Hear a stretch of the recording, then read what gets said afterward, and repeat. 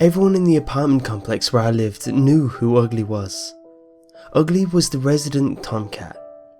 Ugly loved 3 things in this world: fighting, eating garbage and, shall we say, love.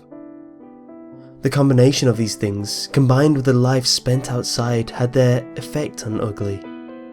To start with, he only had one eye, and where the other should have been was a hole. He was also missing his ear on the same side. His foot appeared to have been badly broken at one time, and had healed in an unnatural angle, making him look like he was always turning the corner. Ugly would have been a dark grey tabby, striped type, except for the sores covering his head, neck and even his shoulders. Every time someone saw Ugly, their reaction was the same. That's one ugly cat. All the children were warned not to touch him. The adults threw rocks at him, hosed him down, squirted him when he tried to come in their homes, or shut his paws on the doors when he would not leave. Ugly always had the same reaction. If you turned the hose on him, he would stand there, getting soaked until you gave up and quit. If you threw things at him, he would curl his lanky body around your feet in forgiveness. Whenever he spied children, he would come running, meowing frantically and bumping his head against their hands, begging for their love. If you picked him up, he would immediately begin suckling on your shirt, earrings, whatever he could find. One day, Ugly shared his love with a neighbour's husky. They did not respond kindly, and Ugly was badly mauled. From my apartment, I could hear his screams, and I tried to rush to his aid. By the time I got to where he was laying, it was apparent Ugly's sad life was almost at an end.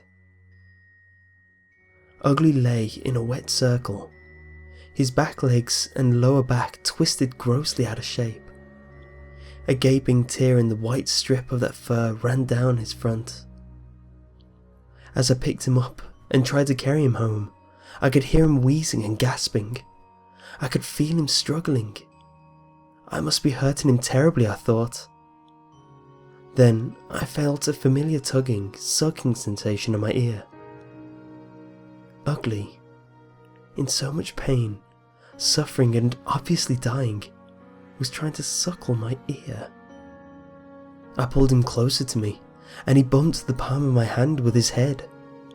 Then he turned one golden eye towards me, and I could hear the distinct sound of purring.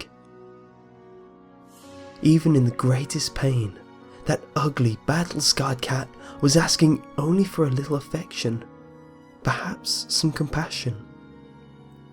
At that moment I thought Ugly was the most beautiful, loving creature I had ever seen.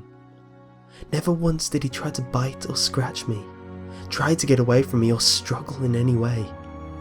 Ugly just looked up at me, completely trusting in me to relieve his pain. Ugly died in my arms before I could get inside, but I sat and held him a long time afterwards, thinking about how one scarred, deformed little stray so altered my opinion about what it means to have true pureness of spirit, to love so totally and truly. Ugly taught me more about giving and compassion than 1,000 books, lectures or talk show specials ever could, and for that, I will always be grateful. He had been scarred on the outside, but I was scarred on the inside, and it was time for me to move on and learn to love truly and deeply, to give my total to those I cared for. Many people want to be richer, more successful, well-liked, beautiful. But for me, I will always try to be ugly.